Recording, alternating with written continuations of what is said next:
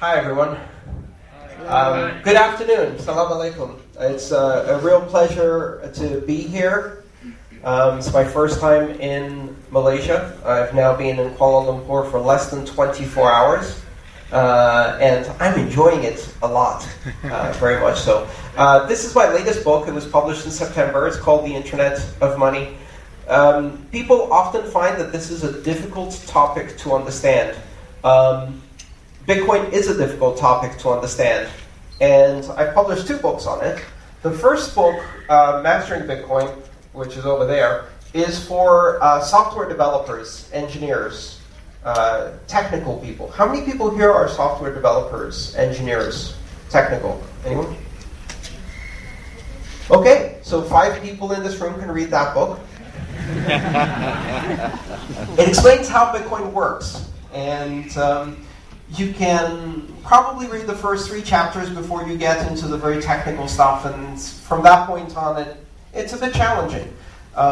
It's challenging not because I aim it to be challenging, but because Bitcoin is a complex subject. Now, for everybody who's not a developer, the reason I published that book, The Internet of Money, is this isn't about how it works, this is about why it matters. And it's a collection of 11 of my talks delivered in this format, and it explains the philosophy of money, the implications of Bitcoin on society, and it's a book for everyone.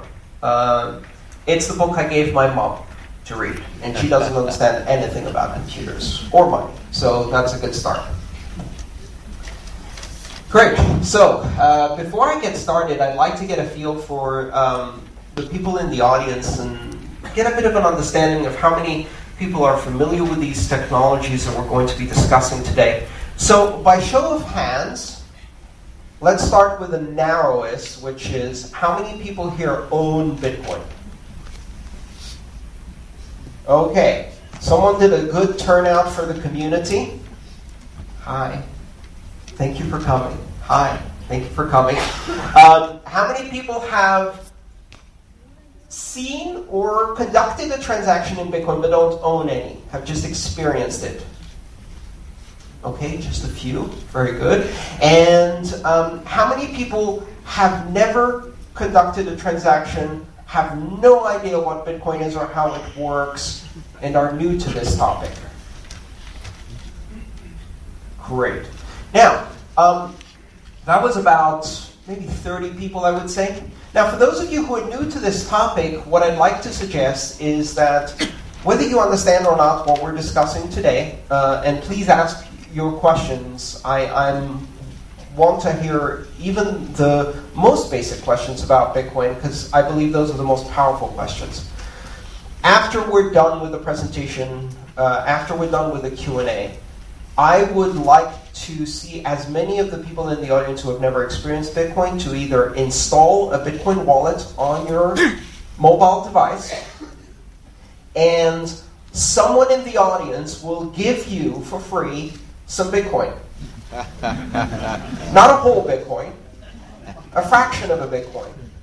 Just so you can see how a transaction works, and then you can turn to your friend who just started and exchange Bitcoin with them, so you can experiment with this.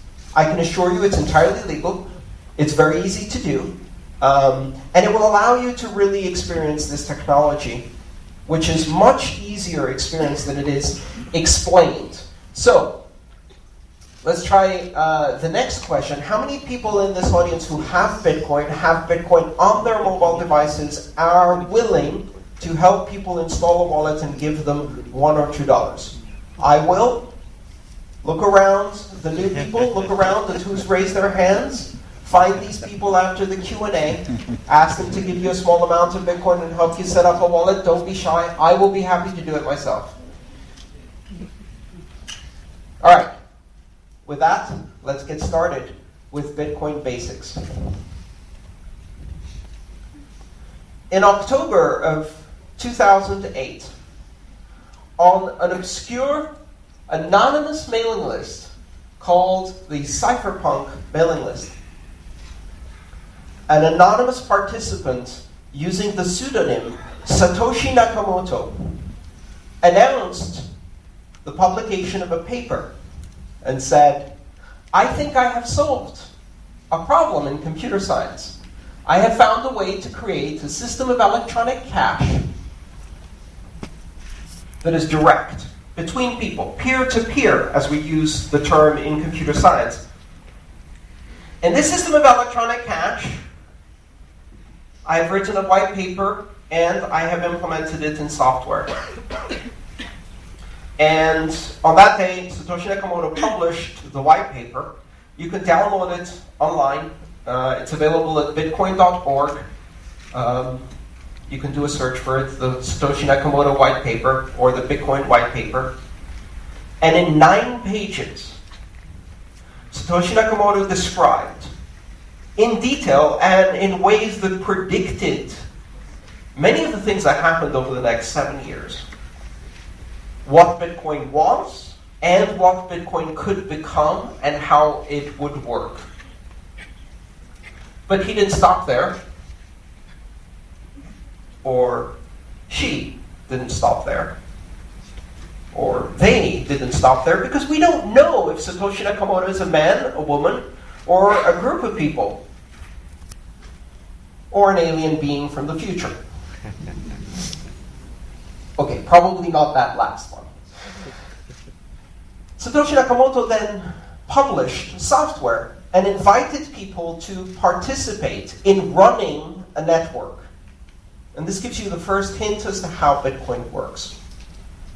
Bitcoin is software. Bitcoin is an application, among other things. You download this application, you run it on your computer. You can run it on a laptop, you can run it on a desktop, preferably on a computer that's permanently connected to the internet. It uses quite a bit of RAM and disk space right now, but in those days it was very lightweight. And if you run this program, it reaches out on the internet and it finds other people running this program. You don't know who these people are. It doesn't reach out to specific people.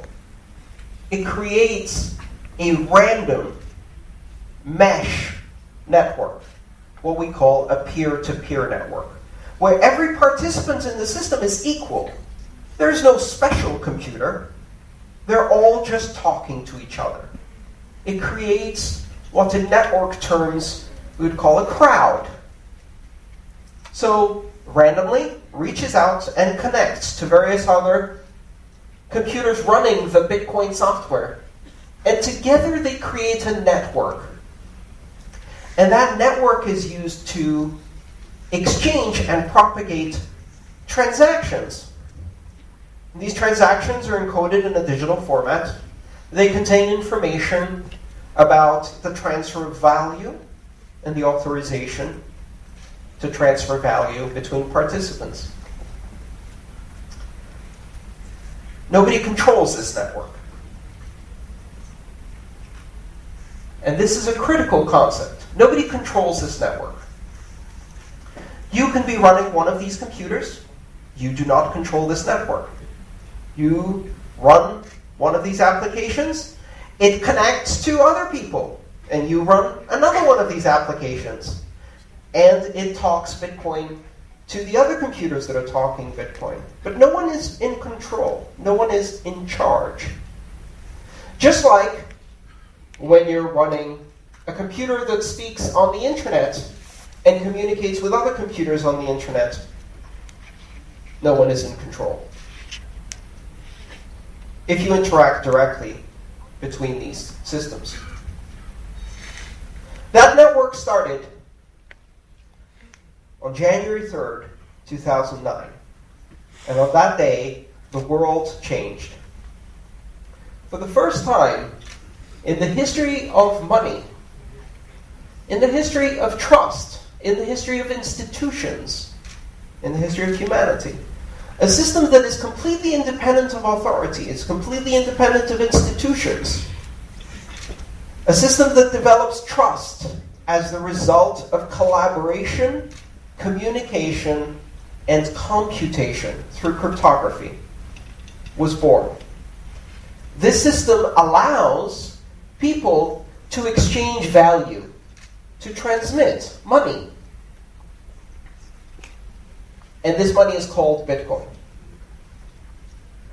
So Bitcoin is the application. It's the software that you run on your computer that communicates with all of the other computers running the Bitcoin software. Bitcoin is the name of the network that runs, the Bitcoin network, which is the collection of all of these computers. Some 6,500 of them around the world, anywhere there is internet, are the ones we know that advertise their presence, several thousand more that don't, and tens of thousands that simply listen onto this network without actively participating. The Bitcoin network. And all of this is an infrastructure that is used to create and transmit value in the form of transactions expressed in a new currency, the Bitcoin currency. And the Bitcoin currency is unlike any other form of money we have ever seen before. First of all, as a form of money, it does not exist in physical form. It is the culmination of a trajectory we've seen in human history. Over thousands of years, money has become a more abstract form of value. You start with very, very tangible forms of value. Commodities. A goat. A banana. A pineapple. These are very poor forms of money because you can eat them and they rot or die and they can be lost. They're not very good forms of money because they are the thing of value. We went from that to gold, precious metals, and stamped coins. These are better forms of money because you cannot eat them. They do not die or rot. They do not represent the value itself. They are not the value. And this is an interesting concept. Money is not the valuable thing itself. Money is the thing you exchange for the valuable thing itself. The reason bananas are not good money is because bananas are the value you're trying to get. Money is the thing you exchange for bananas that has no value in itself. It is simply a symbol, an abstraction. It represents something that can be carried that I can give to someone tomorrow, and they will probably give me bananas. That future promise of value is the essence of money. So the essence of money is the ability to have an abstract token that in itself is immutable, unforgeable, eternal, maintains its value, and represents the exchange of value in the future as a promise. And over time, these things have become less and less physical and more abstract. Why? Because people don't like changing. And if you tell someone, I'm not going to give you bananas for the work you did, I'm going to give you a shiny gold coin, but don't worry, you can use this to get bananas, they look at you and they say, I've always had bananas for my work, I think I would like to have bananas, not this yellow thing. 100 years later, they now believe the yellow thing is valuable. And then you tell them, now I'm going to give you a piece of paper instead of the yellow thing, but don't worry, you can still convert this into bananas, and most people say, I don't think that's real money. I want the yellow thing. And the world moves on. And eventually we change, and we say, you know what? You won't get the piece of paper either. You won't get the coin. You will go and look at numbers on a page or on a web page. And that represents the amount you have in the bank. But don't worry, you can still use that to acquire food, products, services. It really is money. You can't touch it. You can't see it, it's just a number. And finally, we arrive at Bitcoin. Bitcoin has no physical form. It doesn't exist in any way. It is entirely intangible. It cannot be touched. It is simply a digital form of money. But it is a digital form of money that is entirely different from everything we've seen before. What it does that is different is that it is not a form of money that is recorded in the database or records of a company. It is not a digital form of money that represents a debt owed to a central bank or government. It is not a digital form of money that has been issued by a sovereign, a central bank, a nation, a king. It is a form of digital money that has been issued through complex and energy-intensive computation on the internet, is recorded simultaneously on every computer that participates in the Bitcoin network, is validated independently by every computer that participates in the Bitcoin network, cannot be forged, cannot be counterfeited, cannot be censored, cannot be seized or frozen, can be transmitted anywhere in the world as information, can be verified independently by anyone who receives it, and is not controlled by anyone. Its value is not controlled, its issuance is not controlled, its ownership is not controlled. It is direct from one person to another person with no intermediaries. If I use my mobile phone to make a Bitcoin payment to someone in this room, I am creating a digital transaction that recognizes the fact that a certain number of Bitcoin that the network knows belongs to me through the proof of my digital signature. I have authorized the transfer of that value to another owner of Bitcoin, who will then be able to control that Bitcoin through their own digital signature, through their own cryptographic key. Now, you don't need to know anything about digital signatures or cryptographic keys. When you use Bitcoin, you see an application on your mobile device or on your desktop. This application tells you have 3 Bitcoin. It allows you to enter the address of a recipient, which is a number, just like an email address. It allows you to select an amount of Bitcoin you wish to transact. And when you click send on your application, it uses the digital signature and private key that is embedded in your device to create and sign a transaction that is advertised to the entire Bitcoin network and says, I have transferred this value. And then the entire network now knows that this value belongs to someone else. They don't know who this someone else is. Nobody knows. When you do a Bitcoin transaction, it is not related or attached to identity.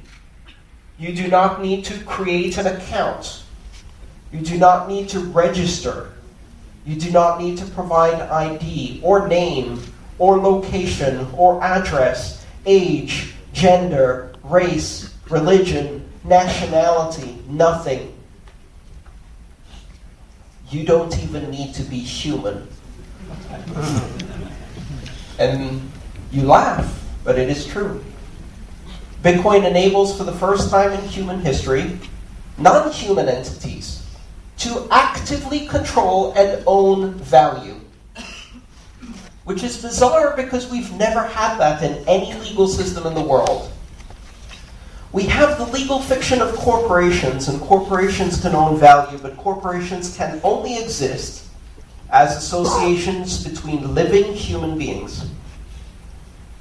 In Bitcoin, a software agent that is not owned by anyone, through the use of cryptography, can own and transact in Bitcoin internationally. This creates some very interesting and also very disturbing possibilities for the future. Artificial intelligence systems can own and control money without any living human being involved. You can have corporations that have no directors, no living humans in control, that are controlled entirely by software. Back to people, though. If you are a person who has installed a Bitcoin wallet, you must pass a complex test in order to install this software. You must be able to download an application. That's it. Now, if you happen to own an iPhone, you must remember your iTunes password in order to install an application. And so far I have found that this is the most difficult part of becoming part of the global economy of Bitcoin, is remembering your iTunes password. But if you can do that, if you can access the Google Play Store, if you have basic familiarity with mobile applications, if you can download an exe on Windows and install it, if you can double-click a mouse, that's it. You don't have to provide your name, your email address. You don't register or create an account. You don't have to prove who you are, where you are, or show that you are worthy. You do not have to have a credit score. You do not have to be authorized. This is something that is entirely different from every system of money we've ever had before. Now, for the internet generation, this is a very familiar concept. When you open a browser and you start using the web, do you have to register or get a license to use the web? Do you have to create an account to visit Wikipedia? No. The only requirement is that you are able to download, install, and operate a web browser. There was a time when the idea of allowing every human to be able to communicate without borders or censorship on the World Wide Web was terrifying to people. To some people, it still is terrifying.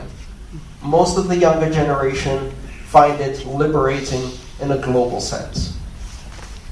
Bitcoin does that to money. What happens when every human being on the planet, through the simple act of downloading and installing an application, can become a member of a global economy without borders, one that allows people to transmit and receive money at will, anywhere in the world, 24 hours a day, uninterrupted for the last 7 years, with fees that do not depend on the amount of money you're sending, but pay simply for the capacity you use on the network. You can transmit a Bitcoin transaction for about $1. And it doesn't matter if you send $1 or $100,000, you still pay $1. It doesn't matter if you're sending it from here to another province in Malaysia, or if you're sending it from here to the opposite end of the planet. It doesn't matter if you are an individual or corporation, or if you're sending it to an individual or corporation. It doesn't matter if you're sending it to someone who is rich or someone who is poor. You can. Bitcoin changes the way we approach finance completely. But that's just the first layer. Because the technology that makes Bitcoin possible, that allows two people with oversight, transparency, and accountability built into the rules, run by humans, in order to create centers of trust through tradition, through reputation, through longevity. Institutions of trust are failing. They're failing all over the world. They're failing when they are newspapers. They are failing in political institutions. They are failing in numbers of ways. And the reason they are failing is because they represent systems of scale for industrial societies. And we are no longer industrial nation-state societies. We are now information societies of global scale that collaborate across borders at massive scale. We are now solving problems that affect not 30 million people in one country, but 7.5 billion people on one planet. And for problems of that scale and collaboration of that scale, traditional institutions do not work. They fail to scale. They're not evil. They're not deliberately corrupt. They simply fail to solve the problems of a global society. And yet, during that very time that we see these institutions failing, we have seen the emergence of new systems of governance, of new systems of global collaboration, systems that do allow us to collaborate, communicate, and solve problems at scale. And the first of those systems was the internet. And with that, we see the first system of communication that transcends nations, that transcends borders, that allows anyone everywhere and anywhere to communicate. Bitcoin represents that happening to money. It represents a network-centric system of money that is beyond the nation state. A network-centric system of money that scales and allows people to collaborate on a global basis, that allows anyone everywhere and anywhere to participate in a global economy without barriers, without borders, without ID, without credentials, simply through the act of running software. And that will change the world. Thank you.